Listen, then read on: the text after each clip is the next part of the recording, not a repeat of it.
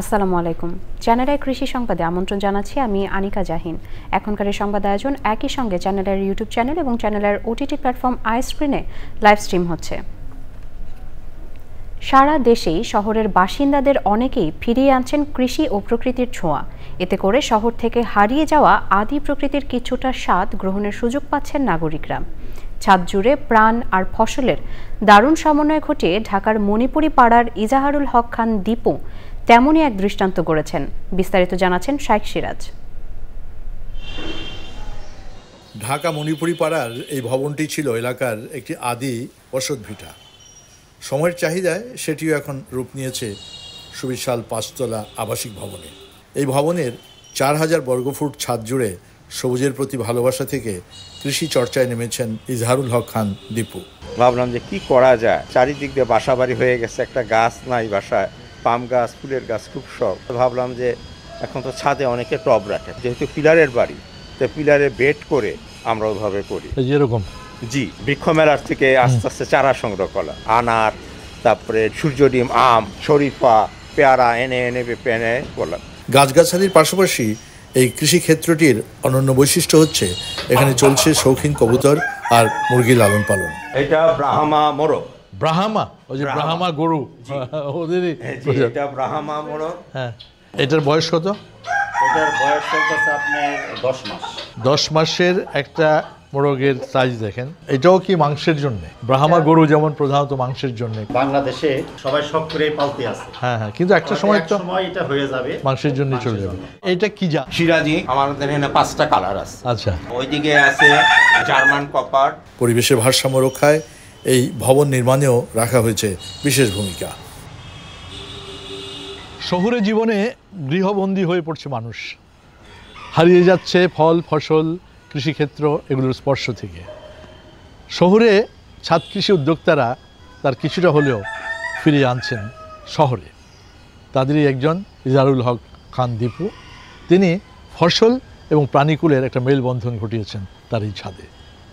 এটি তার জীবনকে জীবন্ত করছে আরও বেশি। ইনি অনুকরণীয় হতে পারেন অন্য ফেলে রাখা ছাদগুলোর এর উদ্যোক্তারা। ঢাকার মণিপুরি পাড়া থেকে শাইখ সিরাজ, চ্যানেল আই।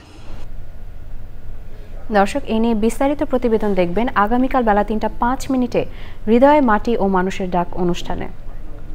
চাঁদপুরে ইলিশের সরবরাহ বৃদ্ধি পাওয়ায় দাম কিছুটা কমেছে, তবে ইলিশ ক্রয় করতে অনলাইনে প্রতারণার শিকার হচ্ছেন অনেকেই।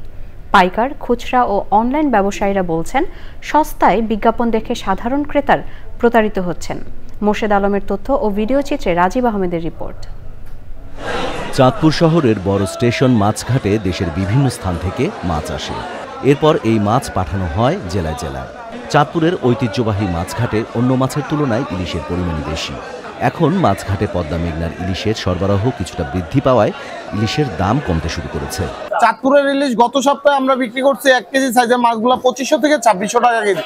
সেই ইলিশগুলো এই প্রতারকেরা দিচ্ছে 500 থেকে 550 টাকা কেজি। আমার মাছ ছবিটা নিয়ে আমার চেহারা সাইডে দিছে। আমার নাম হচ্ছে আবুল কালাম। আমার দিয়ে কি এই কোর্শেদের চিনেননি?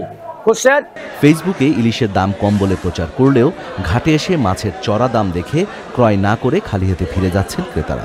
অনেক লোকে এখানে আসে প্রতারিত হইতেছে, অমুক গাঁট খুঁজতেছে, অমুক খাট খুঁজতেছে, কিন্তু কাউকে পাইতেছে না। ওদেরকে 1 টাকাও পেমেন্টে দিতে না, মানে কোনো টাকা না, ক্যাশ অন ডেলিভারি দিলে তাহলে ওরা প্রতারক করতে না। অনলাইনে ইলিশ ক্রয় করতে অগ্রিম টাকা না দেওয়ার পরামর্শ মৎস্য বণিক সমিতি।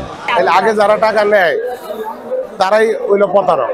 তারাই ধরেন ইলিশ মাছের কেজি হলো 2500 টাকা, আজকের বাজারে ও রেট দিব 800 টাকা, 1000 টাকা। মানুষ সস্তা পায় আসলে ওদের কাছ থেকে নেয়, কিন্তু আমাদের চাঁদপুর ঘাটের ব্যবসায়ীরা কেউ প্রতারণা করবে না, আর এরা কেউ আগে টাকাও নেবে না। সম্প্রতি অনলাইনে চাঁদপুরের ইলিশ ক্রয় করতে গিয়ে প্রতারণার শিকার হয়েছেন অনেক ক্রেতা, যার ফলে চাঁদপুর মৎস্য অবতরণ কেন্দ্রের ব্যবসায়ীদের পক্ষ থেকে বিশ্বস্ত 41 প্রতিষ্ঠানের তালিকা প্রকাশ করা হয়েছে। Rajib Ahmed, channel I. মাদারীপুরের শিবচরে চলতি অর্থ বছরের প্রণোদনা কর্মসূচির আওতায় পেঁয়াজ সংরক্ষণের জন্য এয়ারফ্লো মেশিন বিতরণ করা হয়েছে। উপজেলা কৃষি অফিসের সামনে 35টি এয়ারফ্লো মেশিন বিতরণ করা হয়। শিবচর উপজেলা কৃষি অফিসার মোহাম্মদ রফিকুল ইসলামের সভাপতিত্বে উপস্থিত ছিলেন মাদারীপুর খামারবাড়ির কৃষি প্রকৌশলী মিতা কুণ্ডু সহ বিভিন্ন ইউনিয়নের উপসহকারী কৃষি কর্মকর্তা এবং অনেকে। প্রতিটি যন্ত্রের সাহায্যে সর্বোচ্চ 300 মণ পেঁয়াজ সংরক্ষণ করা যাবে।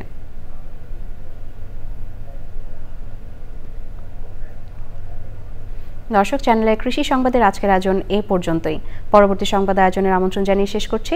এতক্ষণ সাথে থাকার জন্য সবাইকে ধন্যবাদ।